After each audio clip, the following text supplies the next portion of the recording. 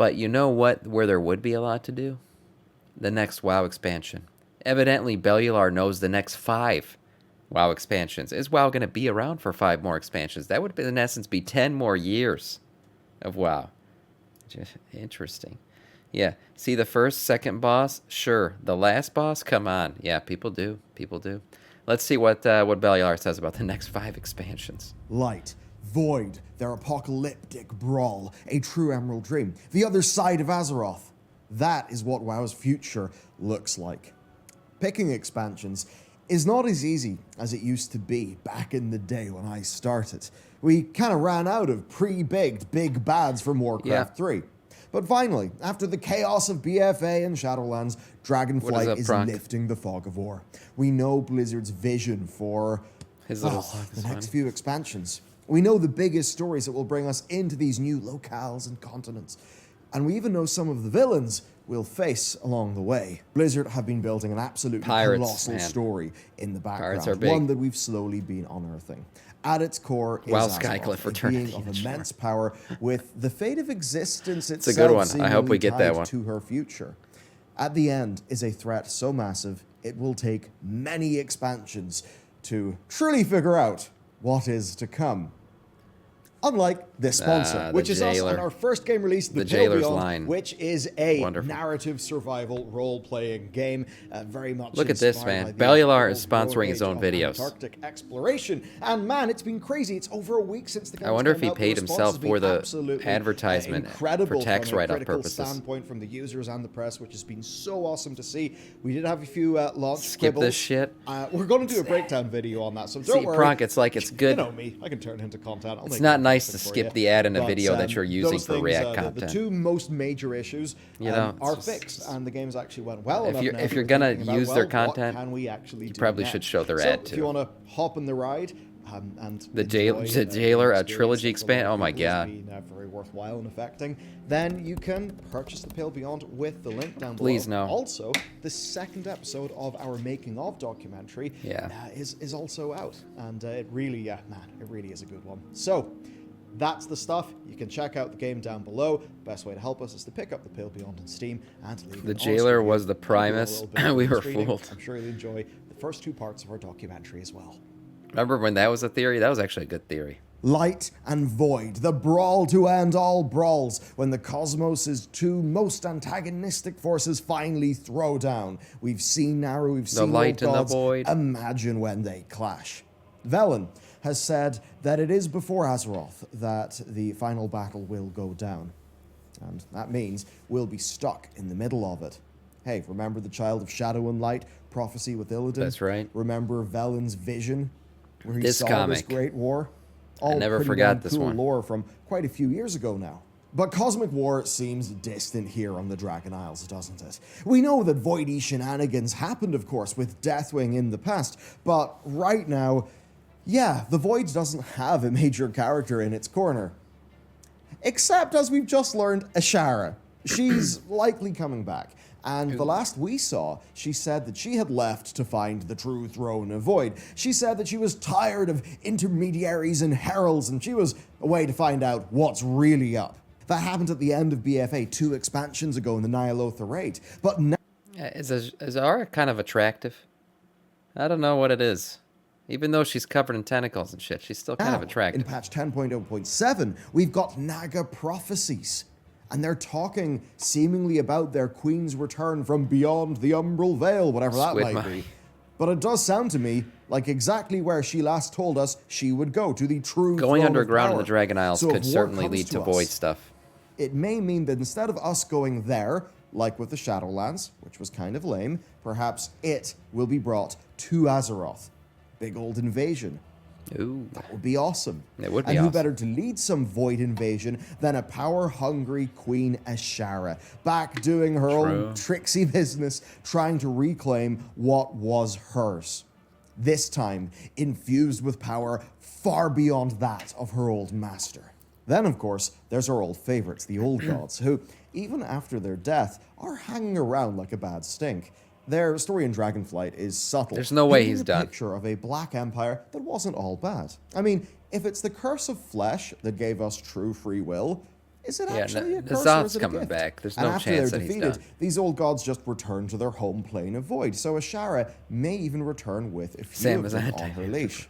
Or perhaps Confirmed. they see her as a bit of a danger, a bit of a risk. Maybe they're worried she'll throw things out of balance and try to resist her, or secretly plot to undo her, much in the same way that she secretly plotted to undo her old master, N'Zoth.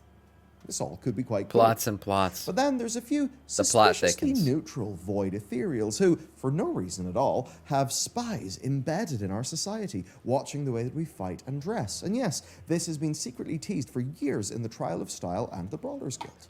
Then there's Ilaria and her Void Elves, who are, of course, our allies.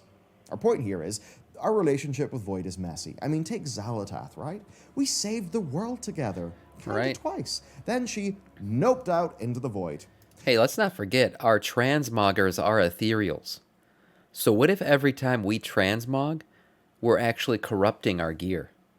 And at the end of the day, we're just going to be one giant corrupted army of transmogged players. Oh, shit.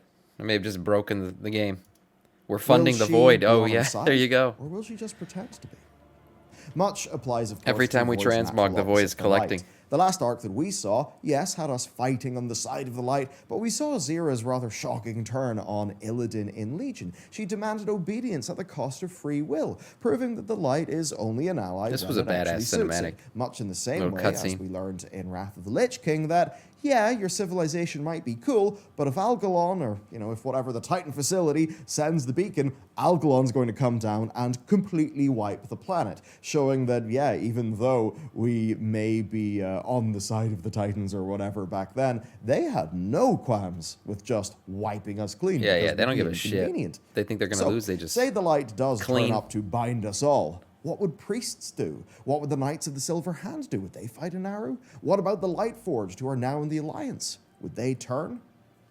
Could be cool. Good question. Light does have Civil one War? definitive antagonist, though, who's been, well... He talked about the Light on the Alliance, but don't forget, Void Elves are also on the Alliance. You got the Lightforged Draenei and the Void Elves on the same side. in an alternate universe, That sounds messy. building a burning crusade, just that this time it's burning with the light.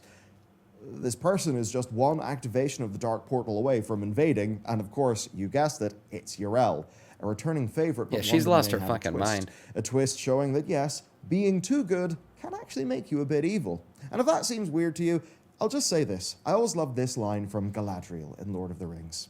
Instead of a Dark Lord, you would have a queen. Not You are dark, reaching but Doran levels. beautiful and terrible as the dawn, tempestuous as the sea, and stronger than the foundations of the earth. All shall love me and despair. Yeah, the Lady of Light in that case could go quite bad indeed. Damn. And to draw the two together, I think Sounds we like could some expect fanatical shit. Anduin's eventual return. His goody two-shoes phase ended in Shadowlands. I mean, he even talked about how, while he was trapped inside his body, it was like, well, basically, I think he felt kind of keen as fuck as he was going around being super powerful as a Death Yeah, Knight. he said he kind of liked it. That was what scared Anduin. There was a little bit of him that was like, ooh, this is powerful. And of course, in the Shadows Rising novel, we see Anduin use a flicker of void at the end, which was specifically, Nico, we're gonna specifically try dictated by razzing it Blizzard for a to little the bit. author, so that it will be teasing something, setting something up. So I think we can expect a returning Anduin who is, at the very least, more in touch with his darker side. So, what way is it shaping up then? More mature Anduin. Xalatath called every Anduin went war through since puberty. the meddling of the Titans in Azeroth but a shadow of that ancient conflict. A war of infinite armies clashing in ceaseless battle. Those are her words. Ashara will be on one side, a void-infused queen who wants to rule all and claim what she believes is her destiny. On the other side, Yrel and her fanatical crusade, trying to take Azeroth for her Naru masters. And as for us, we'll be stuck in the middle, trying to figure out what That's the hell right. we're Completing going to do quests about and it. dailies, of course. It's hard to know, but I think you can almost see the logo now. World of Warcraft, Lightbound. Which is a bit funny considering That's Destiny actually a pretty 2, badass Lightfall logo. just came out. And as for us, well, we'll be stuck in the middle, trying to figure out how we weather the storm. It'll be the peoples of Azeroth against the backdrop of all of this chaos.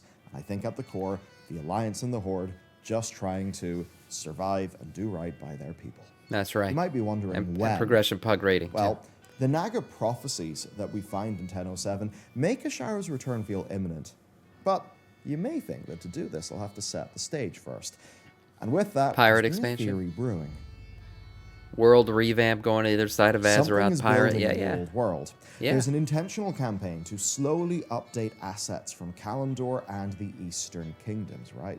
Dragonflight is filled with traditional NPC and mob types. And like the new assets look kobolds so much and better. gnolls. So But much better. We're also seeing some unused world assets lounging around in the game files, like taverns and burrows. So, many suspect that this points towards a world revamp being worked on behind the scenes. Consider everything we said Would be about nice. Light and Void. And then think about Turallion, right? He worships the light, he's married to a Void Elf, and he rules as the Lord Commander of the Alliance.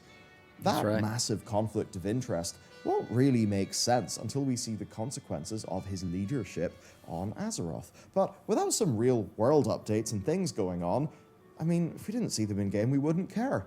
But thankfully, the ingredients are there. We've had a 5-year time skip that I think was an intentional move to push the story forward.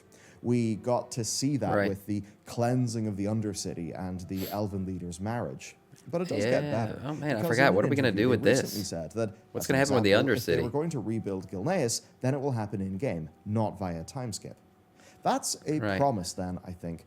The changes to Azeroth will be seen within Azeroth. Gilneas. You may, of course. You got think Gilneas. about Gilneas. You got Darnassus, and you got the Undercity.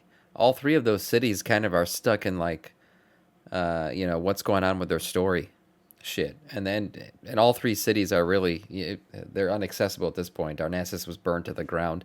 The Undercity is covered in fucking poison. I think we cleansed it in the story, so you can go there now, but there's nothing you can't go downstairs. Nothing you can do. And then Gilneas is still being haunted by the fucking Worgen curse. Those are just frozen in time cities, and they're all really nice in-game assets that could be used. You may think about continued things for the Undercity, and obviously, where the hell the elves are going to live. And broadly, there are 3 themes for a world revamp expansion. Twan, make sure that you have back points to basics, right? first. Go back 'Cause it doesn't and look like fill it- the world with I don't know if you interesting entered or not. factions to interact with. Do what they've done Type with the exclamation Dragonflight point renown, points. but wrote large on the world. Bring back guys like the Defias and the Scarlets, who, again, are actually showing up in the new lore. The Defias are mentioned in 1007 as a group that could actually join the Night Squall fleet, and that shows that the Defias still exist, and I'll touch on the fleet in a That's little right. bit. The Scarlets then reformed as the Scarlet Brotherhood, and when we last heard of them in BFA... Would you guys they had rather do a planned to fresh restore normal? the I'll throw it men up of to a the vote. line I'll via throw it up to a secret vote. heir to the throne. There is so much room to expand the lore and to give us new bad guys to fight that feel grounded. I mean, hell, expand the continents. There are still some unexplored parts of both continents, like Northern Lordaeron, the caverns under Stone I wanted to Town attempt Mountains. Razageth for a little bit. Rebuild the Azeroth that we fell in love with those modern tools and modern art pipelines. The second theme then is a bit of tension. That's both Razageth must internal and external. No, you don't have to be geared The for Horde have fresh a normal. council, but they're still broken up from decades of wars against the Alliance. They deserve a few years of building and peace. But as for We'll the try Alliance, Razageth first. I mean, we are long overdue some tension. Tyrande may have been forced to deal with her rage in Shadowlands, but Teldrassil was a massive strategic and political failure for the Alliance. Then, of course, there's Anduin. When Anduin comes back, is Turallion going to hand over power? Especially if Anduin has went through his own personal journey.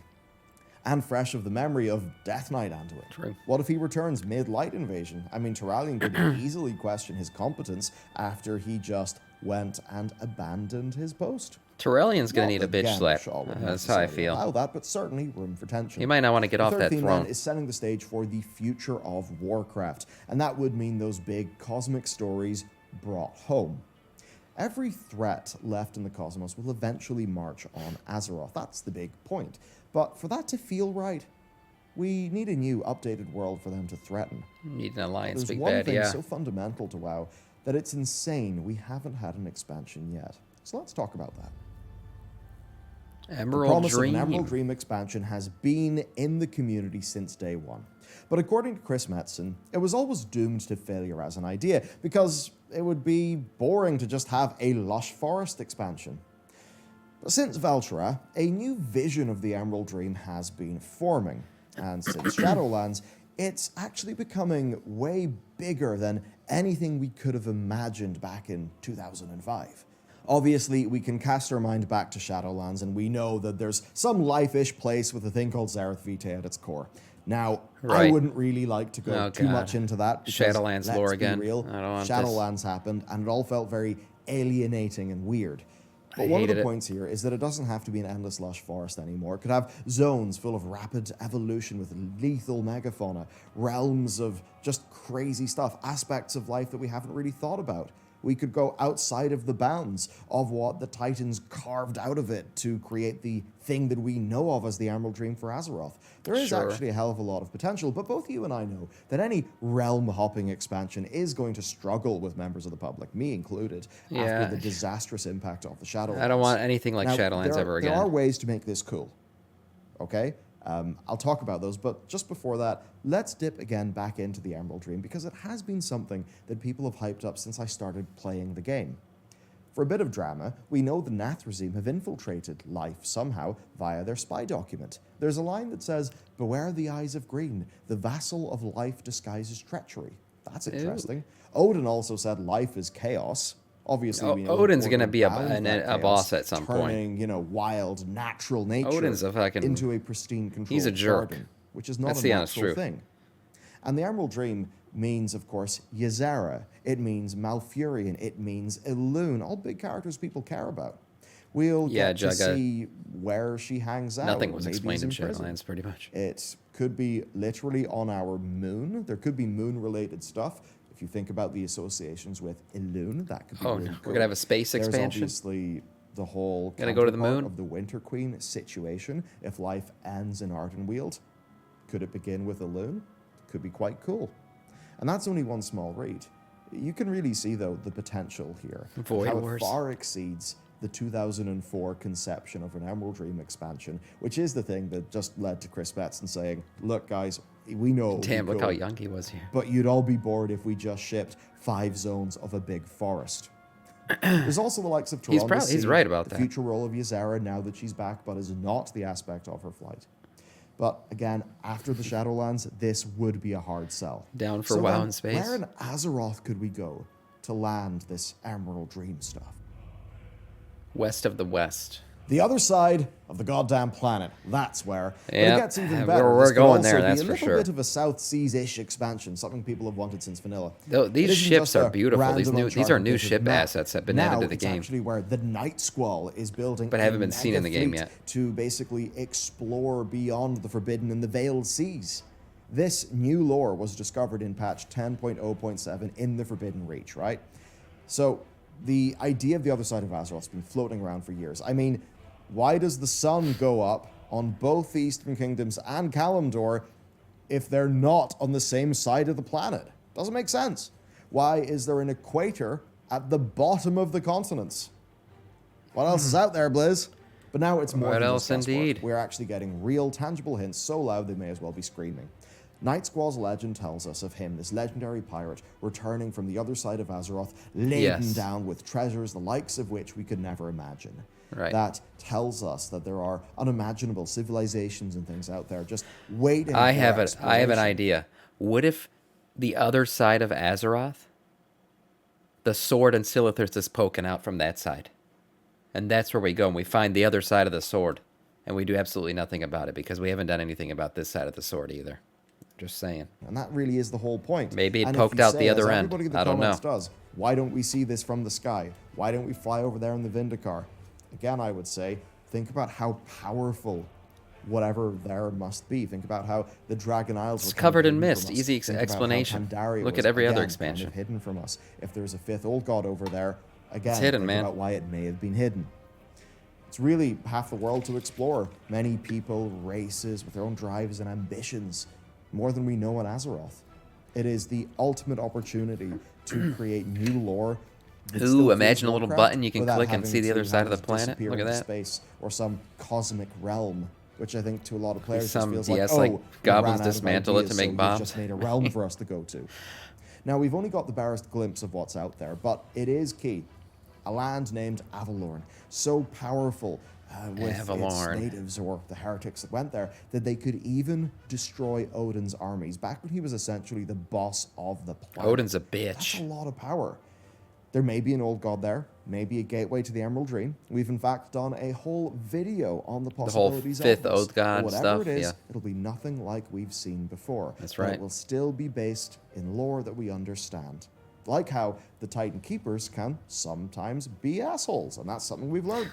Yeah. But ultimately, the story at the back of Azeroth will be one about teamwork, I think.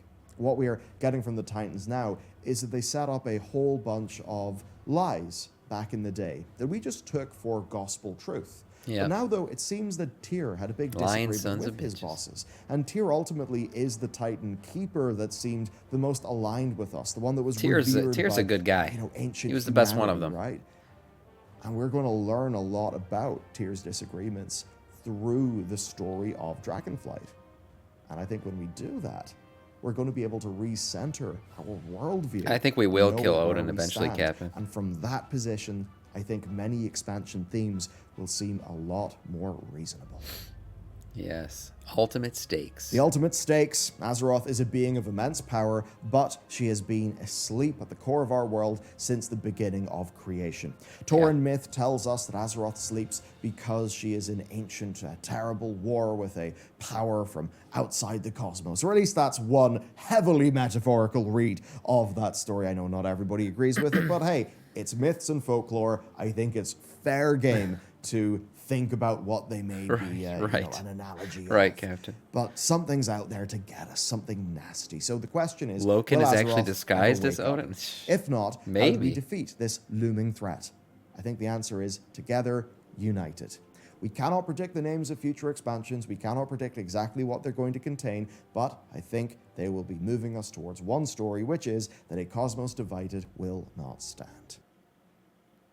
Interesting. What the hell? Did his sound just go out? Oh, something happened with his video. That's not me. That's him. Well, I'll still like it. Interesting stuff from our friend Bellular and his expansion prophecies. In essence, he thinks we're going to get some Void and, Void and Light stuff, some other side of Azeroth stuff, maybe some Emerald Dream stuff. All stuff that'll probably happen. Just what order, when, who knows.